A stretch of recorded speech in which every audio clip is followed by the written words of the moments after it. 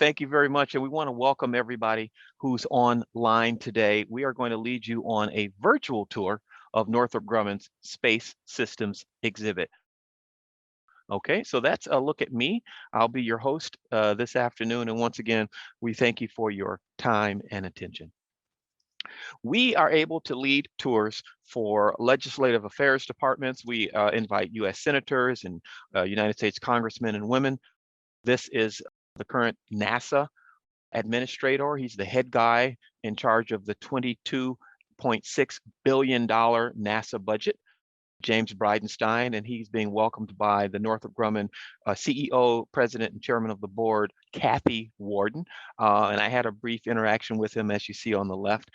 We also have tours for customer engagement. So that would be tours for NASA executives and staff members, and also the United States Air Force. And then we give corporate responsibility tours for STEM students in middle school, high school, and college and university groups as well. This is a look at the entrance to our exhibit. This building is called Building E2, and it happens to be the tallest building in the South Bay. It's an 11-story tall building that you see as you drive past Rosecrans Avenue on the 405 freeway. So if you've ever gone down the 405 and you look towards the west, you'll see a tall white building that says Northrop Grumman on the side. It's the tallest one around, 11 stories. So we're on the ground floor of that. And up above the entrance to our doorway, you'll see these representative flags. Now, Northrop Grumman is made up of more than 20 different businesses that have come together through either mergers or acquisitions. And we want to start by pointing out some of the major companies that are part of Northrop Grumman. That's the Grumman Corporation. They started in Bethpage, New York in 1929, and that's followed by Ryan Aeronautical. Ryan Aeronautical is from San Diego, California, and they started in 1934. Northrop Aircraft started in Hawthorne, California. Amen. All right. In 1939 at the location that is now the Hawthorne Airport. And that's followed by TRW. The T of TRW is for Thompson Products, that started as the Cleveland, Ohio Cap Screw Company in 1901. And then the Ramo Woolridge Corporation started in Westchester, California in 1953. So that merger between Thompson Products and Ramo Woolridge occurred Halloween Day, 1958. That's followed by Scaled Composites. That's our experimental aircraft division out in the Mojave Desert. They started in 1982, and we acquired them in 2007. And the newest member of our family is the Orbital ATK Group. Orbital Sciences started in 1982, and then the second half of that business at Alliant Tech Systems, ATK, they were created when Honeywell Defense Systems spun off. And so that occurred in 1990. Orbital and ATK merged in 2015, and they both became a part of Northrop Grumman in 2018. Hanging above the entrance to our exhibit is a scaled replica of a very important aircraft. That's the Spirit of St. Louis, and you know that as the plane that Charles Lindbergh flew in the very first solo transatlantic flight. He did that flight by himself, and on May 21st of 1927. He's the first person to do that by himself. And the reason that replica is hanging above our entrance to the exhibit is because it's one of our aircraft. We built that plane. Charles Lindbergh flew the Ryan Aeronautical M2, the letter M, and then the number 2 mail plane. And as it turned out, Charles Lindbergh was a part-time airmail pilot for Ryan Aeronautical and purchased that plane himself for $10,580. We have the bill of sale with his name on it.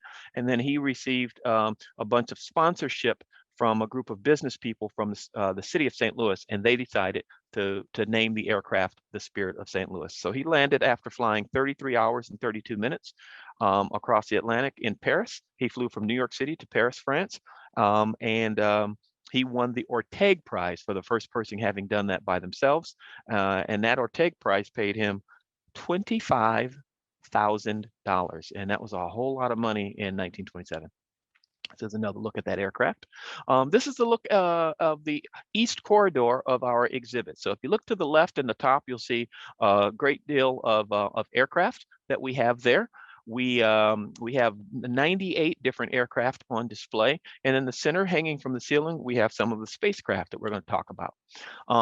And here's a list of our a photograph of our founders of our the different companies that have come together to be Northrop Grumman.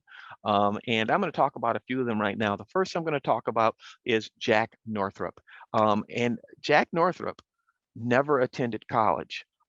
He attended and graduated high school in Santa Barbara, California. He graduated in 1912, but in 1912, only 9% of Americans had their high school diploma. And so he's in the top 10% in our book. He went to work for an architectural firm at that time, and they taught him stress analysis. And where that came into play was when he started to develop and design aircraft and the fledgling aircraft businesses of the 1915 to 19, say 20, during that time frame, he was able to apply what he had learned. So airplanes were made of wood during this time frame, and wood is heavy. And he decided to build the wings of his aircraft out of a multicellular framework. So basically with different braces. And then he covered that framework with stressed metal skin. And that got him a job with Lockheed. The Lockheed brothers spell their name Loughead, unlike the phonetic spelling of their company name. And he designed several planes for Lockheed when he worked for them. He started with them in 1919. He designed the SP-1 sport plane and, of course, the Vega. You may have read about the great American aviator Amelia Earhart. She was a woman who disappeared. We haven't found much information about that. There's a lot of different books that have been written about her disappearance. But prior to her disappearance, I'm talking about Amelia Earhart, she set aviation records in the Vega aircraft. And the Vega was a Lockheed aircraft, but it was designed by Jack Northrop before he had his own company. He was hired away by Douglas Aircraft up in Santa Monica, worked for them. They placed him in their woodworking division. He worked for them for about 14 years, and then there was this big labor strike at Douglas that started in 1937. It left a really bad taste in Jack Northrop's mouth and in a lot of other people's mouths. And at that point, he decided to pull away from Douglas Aircraft and sought to find investors for his own business, and he incorporated 2 years later as Northrop Aircraft Corporation. And two of the biggest innovations he was able to come up with was the flying wings of 1944, which was a bomber, and then the follow-on, which was the excuse me, flying wing of 1948, which was another bomber. I'm going to show you pictures of those right now.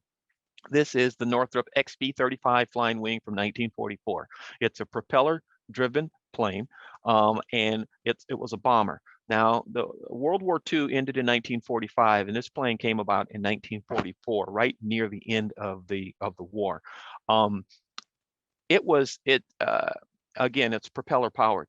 It had a very, very large wingspan, the largest of its day. And the follow-on to it was a jet-powered version, which was the YB-49.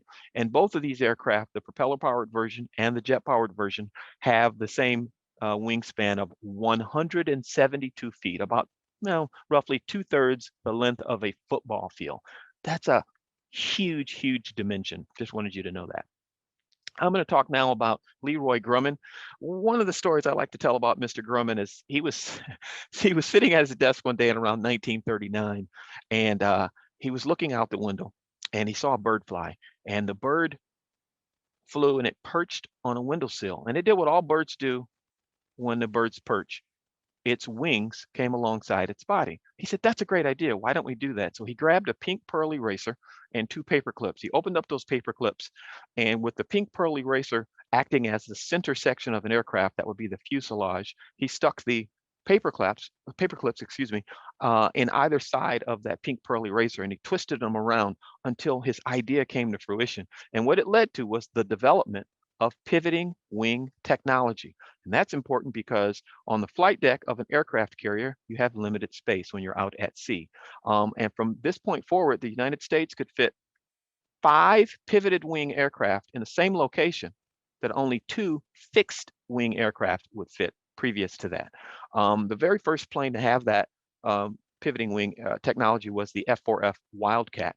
And if you've known, if you have a family or friends or have flown through the city of Chicago, Illinois, you'll know that their international airport is called Chicago O'Hare International Airport. I'm going to tell you a story now about Butch O'Hare. He was flying the Grumman F-4F Wildcat in the spring of 1942, only months after the United States had been drawn into World War II. And flying patrol over the Pacific, Butch O'Hare encountered 8 inbound enemy aircraft. They were intent on bombing and sinking the USS Lexington. And what he was able to do was dogfight by himself all 8 enemy aircraft. He shot down 5, wounded a 6th. 2 got past him. He turned on their 6 o'clock and they were taught to split up, which is what they did. And they were able to escape. But he, again, shot down 5 enemy aircraft and wounded a 6th. And for that act of valor, he became America's very first ace in World War II. To become an ace, you have to shoot down 5 enemy aircraft. And he also was bestowed the honor of receiving the name of Chicago's International Airport. So the state of Illinois named their international airport after Butch O'Hare. The second aircraft to have that pivoting wing technology and allow it to fit onto the flight deck of an aircraft carrier easily was the Grumman torpedo bomber, Avenger. Now, if you look at the Navy nomenclature, the naming of these aircraft, you'll see the one that we just talked about is the Grumman F-4F Wildcat. That very first F stands for fighter because it's a fighter aircraft. The 4 is, well, it's number 1, it's the 4th one. And then the F stands for, well, that's Grumman. And the story goes when Grumman received their first naval contract, the G had already been established by Great Lakes Aviation. And so the Navy gave Grumman the F, and they took it willingly. Yes, they did. And so this very second aircraft to have the pivoting wing technology is a torpedo bomber, and then that F, well, that's for Grumman. That's the Avenger. The next person I'll talk about is TRW founder, Dr. Simon Ramo, and he graduated from Caltech up in Pasadena with his friend and classmate Dean Woolridge, and they set out to found the Ramo Woolridge Corporation in Westchester, California, just a few miles from Space Park, which is where I am right now in Redondo Beach, California. And they were only 23 years of age when they graduated from Caltech, and they both had their very first PhD. And they went along to handle the technical direction for our country's intercontinental ballistic missile program. And those were missiles that could be launched out of a silo in the ground and travel outside of Earth's atmosphere, 6,100 miles, re-enter Earth's atmosphere and do a great deal of damage if need be to any of our enemies. And these are ballistic missiles. When they were running the ICBM program, they had the need for 4 divisions and departments to work closely together with some overlap. And those divisions were structure, propulsion, guidance, and reentry. And that need for those 4 departments to work closely together with some overlap led to the development of systems engineering, which is now taught in colleges and universities around the world and utilized by businesses worldwide as well. Orbital Sciences founder is David W. Thompson, and he was the president and CEO of our legacy business, Orbital ATK, from their inception in 1982 through the merger with Northrop Grumman in 2018. That was 36 years. And during that period of time, that business carried out more than 1,000 rocket launches and satellite missions. He's past president for the American Institute for Aeronautics and Astronautics and a board of trustee member at Caltech. Up in the top right of this next slide, you'll see the Minuteman missile program. There's a couple of photographs there of the missile as it goes down into a silo. And this program is from the 1950s. When Ramo Woolridge took over the ICBM technical direction of the ICBM program, they started with the Atlas rocket, which had already been built. So they did a feasibility study on that. And then they designed from the ground up the Thor rocket, which was a 1,600-mile range, and then the Titan rocket, which was over 6,000-mile range, and of course the Minuteman I and the Minuteman II, very, very powerful ballistic missiles. This is another look inside our space systems exhibit. You'll see some of the aircraft that we have up on the wall. We have, like I mentioned, 98 different aircraft models, and then we have several of our spacecraft that are there for everyone to see. We're going to talk now about NASA and their very first space-launched satellite. Northrop Grumman built it. It's called Pioneer 1. And you have to go back to when the USSR, the former Soviet Union, when they launched Sputnik. That was October of 1957. So the United States realized that we're behind in the space race, and we never want to be behind in anything. And so Congress, our United States Congress, they established NASA, the National Aeronautics and Space Administration. And NASA was only 11 days old when they had a conversation with Dr. Simon Ramo. We talked about him a minute ago. And they said, Dr. Ramo, we'd like for you to, your company, TRW, to build our very first space-launched satellite. And Dr. Ramo said, well, absolutely. But he didn't just build one, he built 3 concurrently. So the first was used in testing. They beat it up really bad, flight tested it extensively, and it passed with flying colors. So that second one was ready to launch October of 1958, about a year after Sputnik launched, and it launched successfully. It traveled 70,000 miles on orbit. It measured the Van Allen radiation belts, which had been discovered in January of 1958 by America's first military satellite, which was called Explorer 1. And it also, Pioneer 1 also was able to bring back information about our Earth's magnetism. That third one that they built was placed in storage. I had thought that that third one was hanging in the Smithsonian National Air and Space Museum in Washington, D.C., but I found out that since 1964, what the Smithsonian has been exhibiting as Pioneer 1 is actually a model that was made from parts that did not pass flight spec. So what we have here hanging in our exhibit is that third actual piece of spacecraft that was never launched, but has everything in it, all the wiring, everything that was launched in the original Pioneer 1 satellite. That's our first one. Now this satellite was the first of the spinning satellites. Imagine, you see the photos here, imagine it just spinning as it was on orbit in space. If you look at this next picture up in the top right, you'll see Defense Support Program Missile Launch and Nuclear Detection Satellite, DSP. There are 23 satellites giving us early detection of nuclear missiles and ballistic missiles that are launched around the globe. DSP-23, which we have a model of hanging in our exhibit, was launched in 2007. And on the top photograph, you'll see the blue square solar array. There's 4 of them attached to the top of that satellite. Those solar arrays are attached to that satellite, that very expensive satellite, with yellow tape measure, the kind that you would see at a Home Depot that you would pull out to measure inches or centimeters.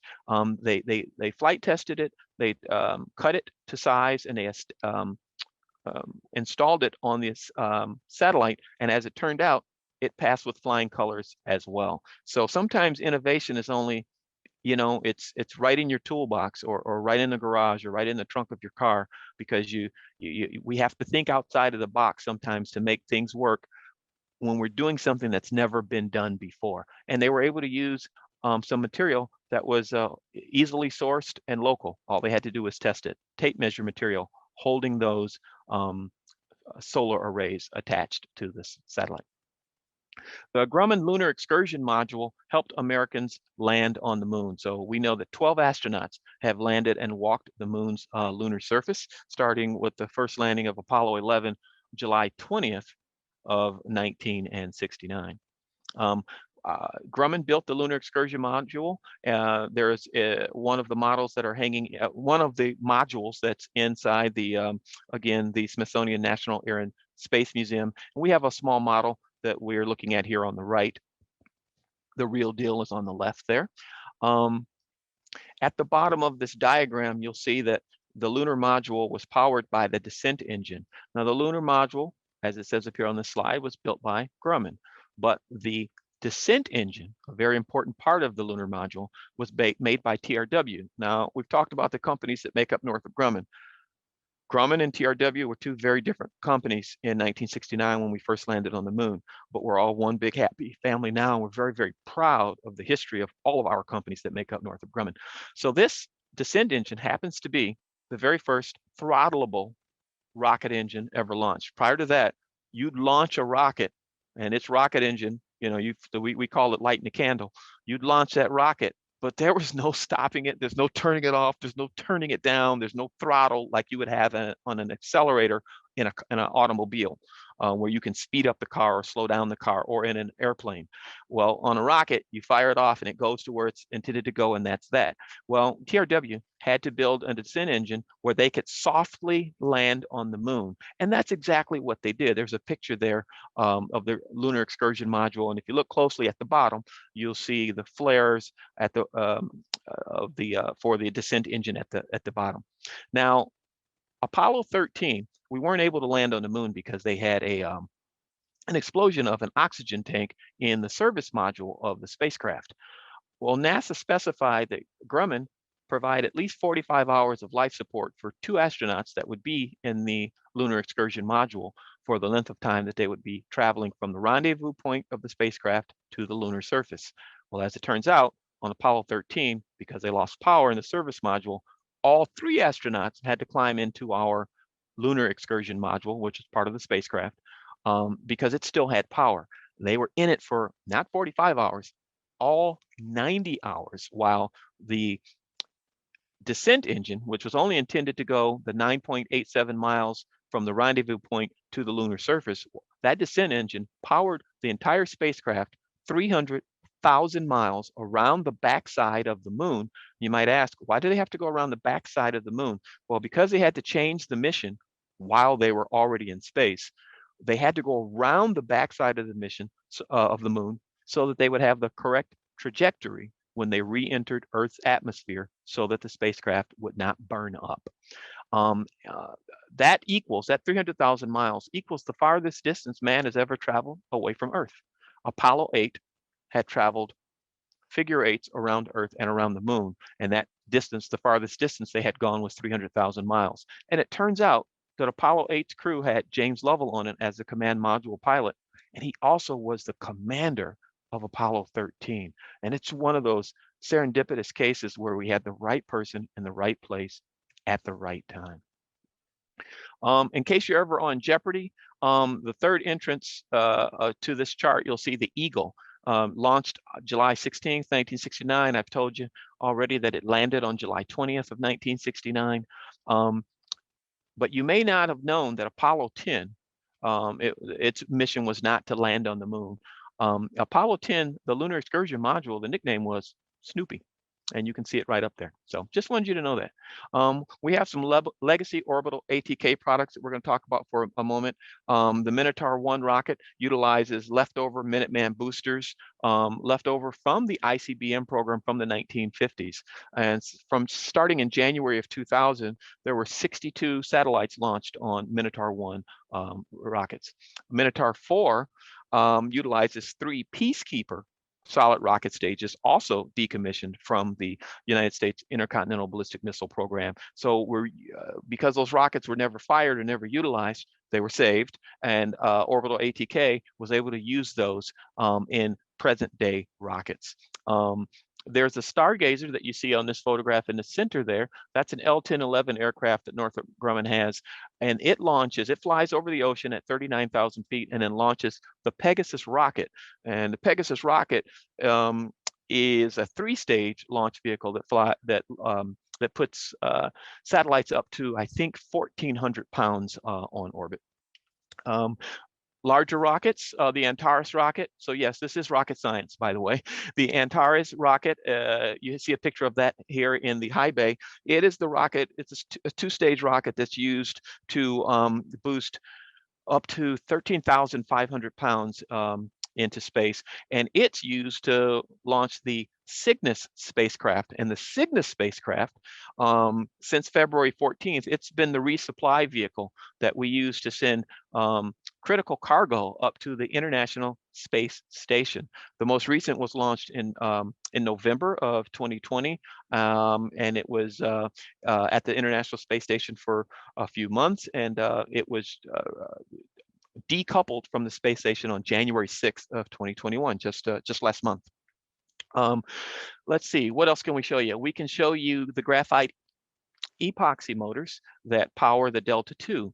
Now, we make the graphite epoxy motors, and they're down at the bottom of this. On the bottom right, you'll see our model, and you can put as many as 9 of these graphite epoxy motors, as few as 3, but as many as 9, depending on how much weight you have to lift into orbit.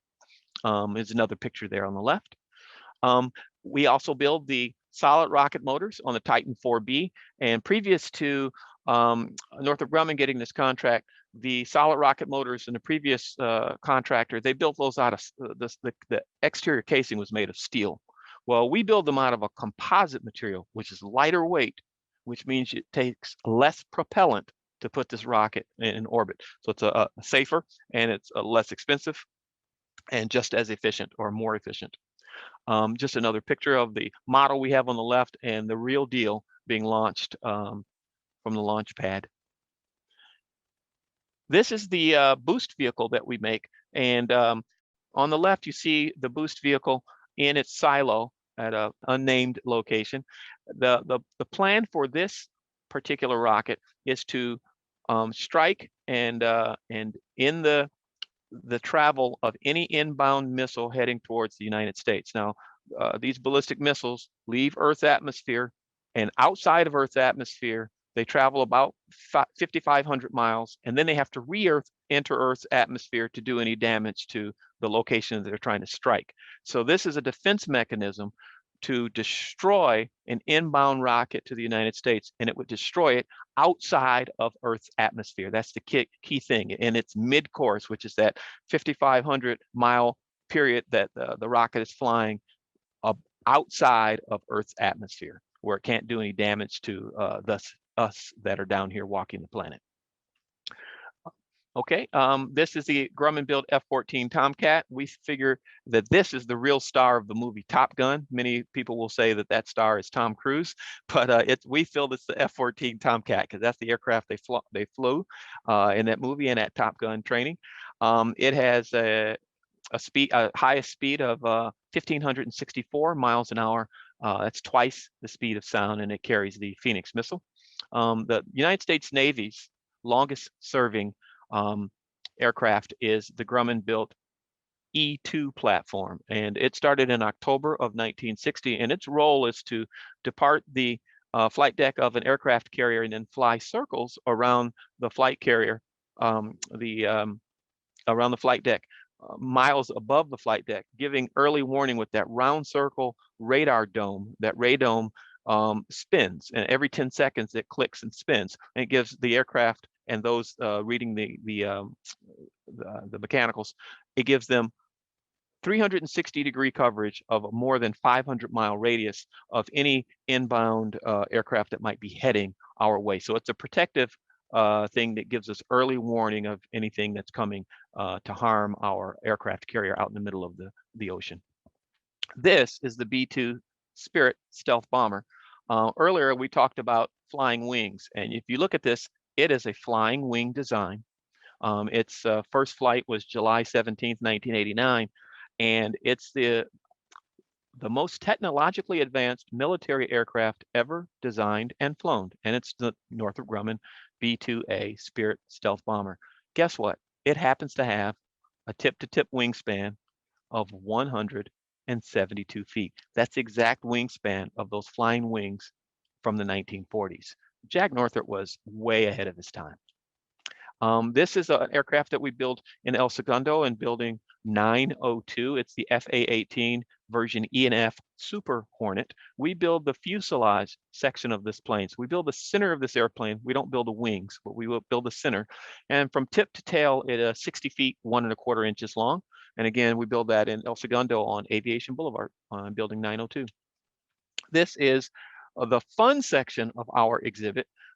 This is our mission control and simulation games. And again, when the pandemic is over, we'd love to have you guys come and partake in these in the gaming section. At the end of our gaming tunnel, we have our globe, right down at the end. You can see it, and our globe display gives us access to information from our Earth observing satellites. For instance, we launched a satellite in 2002 called Aqua. Aqua is looking at bodies of water on planet Earth. In 2004, its sibling Aura was launched, and Aura is looking at Earth's atmosphere and environment. So some of the data we have looking here on the far right, there's a data relating to water vapor. And if you were to touch the globe or the panel below the globe, you can access something else. And we've selected carbon monoxide gas. It's green and it's all around our globe. So we're talking about exhaust and fumes from planes, trains, automobiles, boats, guys on there that don't have an electric skateboard, some bicycles that are gasoline powered, carbon footprint stuff. And we're breathing that, and it's not in percentages that are lethal at this time, but we want to do everything we can to keep the globe habitable. And so at Northrop Grumman, we have several initiatives. One is called NG Green, which is where we recycle and just really try to reduce our carbon footprint to keep the world a beautiful place. We have a new project here. It's called the Next Generation Overhead Persistent Infrared Polar Missile Warning System. Very long name. But what we're building are 2 satellites. And they are going to operate on a polar elliptical orbit. So they're going to go over the North Pole and the South Pole in an elliptical pattern, and both will be operating simultaneously. And they're going to give us early warning of any persistent threat on our globe relating to ballistic missiles or any kind of nuclear warheads or things of that nature. These will be satellites that will give us that information prior to them being launched or once they are launched, so we can ready ourselves and put our defense mechanisms in place. So this is the interior of two different looks at the interior of those 2 satellites that we're going to be building. It's a $2.35 billion project. This last corridor is the new and emerging technologies corridor of our exhibit, and it's where we talk about innovation. And if you look at the the video that's playing on the right, as we have a high school innovation challenge. And before the pandemic, we would bring a number of schools, Hawthorne High School, I believe being one of them, to the aviation gymnasium, and they would. This particular video is about robotics, and they have a big contest. This is our Hiring Our Heroes program.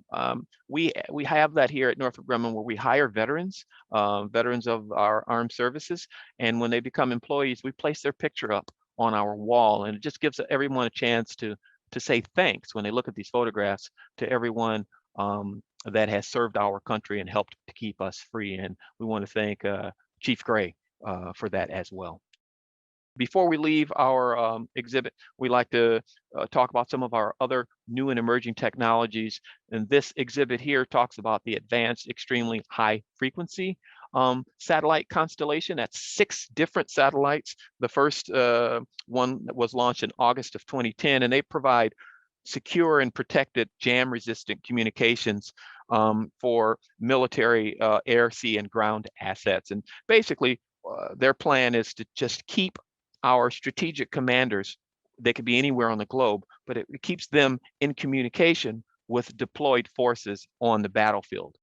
AAHF-6, which we're looking at in this video, was launched in March of 2020.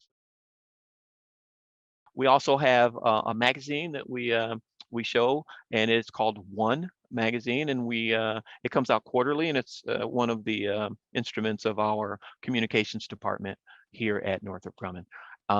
Finally, we have the James Webb Space Telescope model that's hanging from the ceiling above the exit of our exhibit, and that is using the 18 mirror assembly that you can see on the far right there.